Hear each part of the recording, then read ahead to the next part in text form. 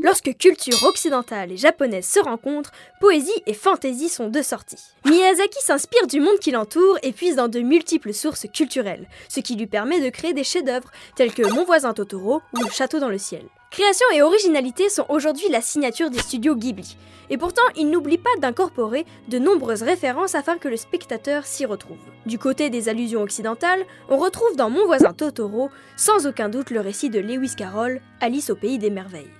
Ces références passent par des éléments évidents tels que le chat-bus. L'esthétique de ce moyen de locomotion magique est semblable à celui du chat de Chester. D'une part à cause de son large sourire flippant et ses grands yeux effrayants, mais aussi car ces deux personnages ont la faculté d'apparaître et de disparaître selon leur volonté. Par ailleurs, Lewis Carroll s'est lui-même inspiré de la tradition du fromage de Chester. Modelé selon la légende en forme de chat souriant et consommé à partir de la queue, ne laissant petit à petit que le visage pour enfant disparaître. Mais on trouve aussi une autre similitude, celle de la découverte du passage vers l'autre monde. Dans le récit de notre cher Lewis, Alice poursuit un lapin blanc jusque dans son terrier. Ici, le personnage de la petite Mei suit Totoro jusqu'à une sorte de petit tunnel boisé. Grâce à ces deux endroits dissimulés et leur chute, elles vont toutes les deux découvrir un monde fantastique. Alice chute dans le terrier et Mei dévale le camphrier jusqu'à l'antre de Totoro. En plus de la mise en scène, elles sont menées à la même impulsion de curiosité. Dans les deux cas, il y a un passage qui mène à un monde merveilleux auquel seuls les deux enfants peuvent accéder. Il est évident que Mei est très proche du personnage d'Alice, elle rentre facilement dans le monde de l'imaginaire. Dans un premier temps, on peut prendre les rencontres de la fillette avec les petits Totoro comme des affabulations de son esprit d'enfant un peu trop imaginatif. Aussi, lorsqu'elle fait la rencontre du gros Totoro, elle s'endort avec mais ne peut plus le retrouver lorsqu'elle veut le présenter à son père et sa sœur. Dans les deux récits est donc traitée la question de l'imaginaire. On ne sait plus à quel moment nous sommes dans la réalité ou dans la fiction.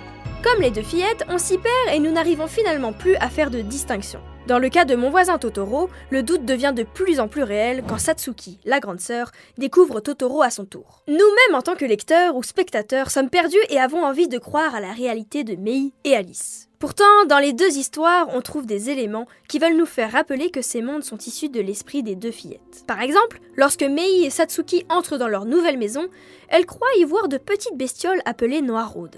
Lorsqu'elles vont demander à leur père ce que c'est, l'adulte nous explique que ces taches noires ne sont que l'effet de la lumière lorsque l'on passe d'un endroit très sombre à un endroit très lumineux. Miyazaki choisit aussi par la mise en scène de nous ramener à la réalité.